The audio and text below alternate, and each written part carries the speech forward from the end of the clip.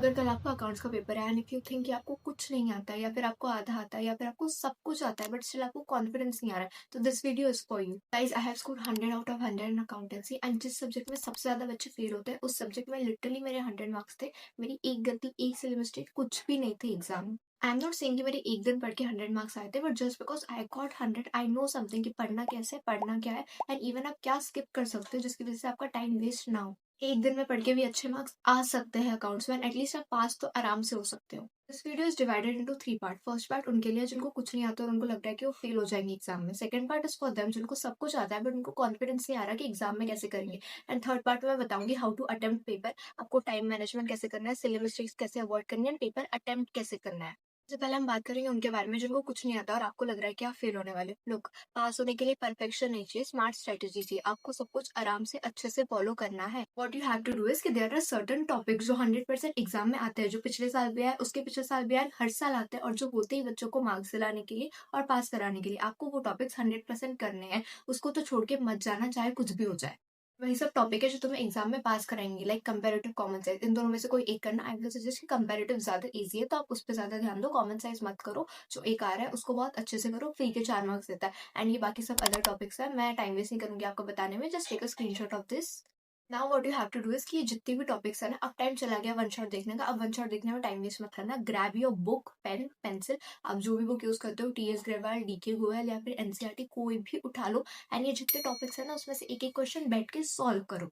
लोग आपको बस इतने टॉपिक करना है, these are enough for passing marks, से बने ही पास कराने के लिए। इससे आप आराम से पास हो जाओगे, बस इतना तो कर लो at least. Next thing what you have to do is कि सुनील पांडा सर की ना शॉर्टकट ट्रिक्स वाले वीडियो है, लाइक शेयर्स वाला है, डिबेंचर्स वाला है, गुडविल का ट्रीटमेंट है, डब्ल्यूसीआर का ट्रीटमेंट है। ये छोटे छोटे ट्रीटमेंट्स आपको करने हैं, आपको ये छोटे छोटे वीडियोस देखना है। ज्यादा टाइम वेस्ट मत करना, इंटू टू की स्पीड से देखना, खत्म हो जाएगा, ज्यादा टाइम नहीं लगेगा। लोग अकाउंट्स में हमारे पास ये एडवांटेज होता है जो बाकी सब्जेक्ट में नहीं होता, दैट इज फॉर्मेट। हमको फॉर्मेट के मार्क्स मिलते हैं अकाउंटेंट्स में। आपको ज्यादा टेंशन लेने की जरूरत नहीं, आपको हर फॉर्मेट लर्न होना चाहिए। एग्जाम में आप एटलीस्ट फॉर्मेट तो अच्छे से बना रहे हो, उसके मार्क्स होते हैं और उसके वजह से आप पास हो सकते हो।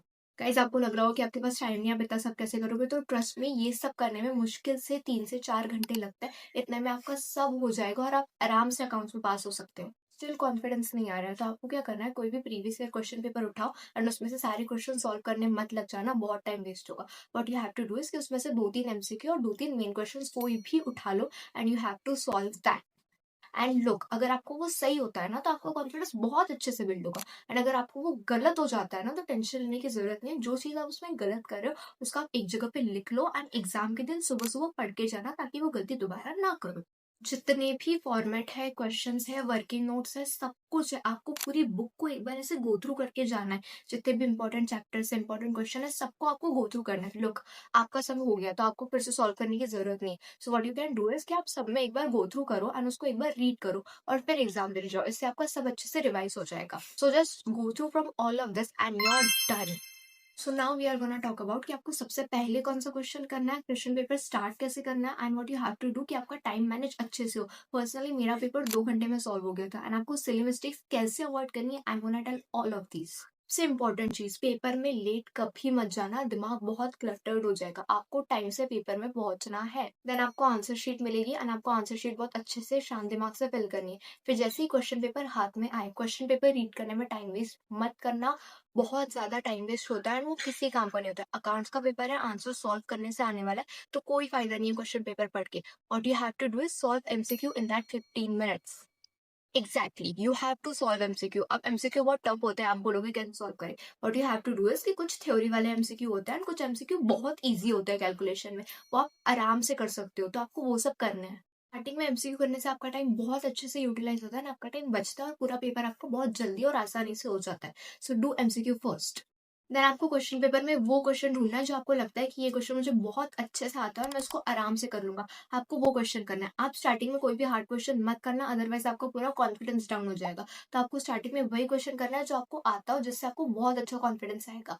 Look you have to divide your time, आपको आपका टाइम डिवाइड करना है। फॉर एग्जाम्पल आप टाइम डिवाइड कर दो कि पार्ट ए में मेरे 2 hours 25 minutes लगने चाहिए एंड पार्ट 2 में मेरा आधे घंटे में खत्म हो जाना चाहिए। आपको ऐसे ही हर क्वेश्चन के लिए भी टाइम डिवाइड करना है कि अगर 6 मार्क का क्वेश्चन है तो मुझे 15 मिनट लगाना है, 16 मिनट लगाना है, वॉट एवर आपको जितना टाइम लगता है आपको उतना लगाना है। आपको हर चीज के लिए टाइम डिवाइड करना है अपने अकॉर्डिंग, कि आपको क्या लगता है आपका ये क्वेश्चन कितने टाइम में होना चाहिए। एंड आपको बार बार क्लॉक चेक करनी है कि आपका कितना टाइम हो रहा है, मैं इस क्वेश्चन पे ज्यादा टाइम तो नहीं दे रहा हूँ। और अगर आपको लग रहा है कि आप एक क्वेश्चन पे बहुत ज्यादा टाइम दे रहे हो बट स्टिल आपका आंसर नहीं आ रहा है, छोड़ दो, मूव टुवर्ड्स नेक्स्ट क्वेश्चन।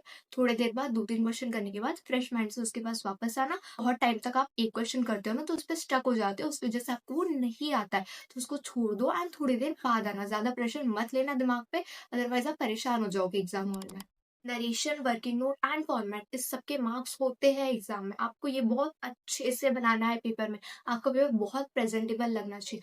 आपको एक भी क्वेश्चन या फिर एमसीक्यू तो छोड़ना ही नहीं। एमसीक्यू में नहीं आ रहा, कुछ भी ऑप्शन लिख के कुछ भी आंसर लिख दो, तुक्का मार दो, बट कभी भी मत छोड़ना, उसको अटेम्प्ट करना 100%। अगर कोई भी बड़े क्वेश्चन में कुछ नहीं आ रहा तो आपको उसकी 1-2 जर्नल एंट्रीज तो आती ही होगी। एटलीस्ट आप जर्नल एंट्रीज लिख दो फॉर्मेट बना के अच्छे से, उसके मार्क्स आपको मिलते हैं। अमाउंट गलत है कोई बात नहीं, अमाउंट नहीं लिखी कोई बात नहीं, बट अगर आपने एंट्री लिखी है तो आपको उसके मार्क्स तो मिलेंगे। तो मेक श्योर कि आप कोई भी क्वेश्चन ब्लैंक नहीं छोड़ रहे हो, एटलीस्ट एंट्री बना रहे हो, फॉर्मेट बना रहे हो। एमसीक्यू है तो आप कोई भी तुक्का मार के लिख रहे हो। गाइस आपको पेपर एकदम शांत दिमाग से, ठंडे दिमाग से, आराम से लिखना है। Don't worry for your accounts exam, आपका सब अच्छे से हो जाएगा। All the best for your exam.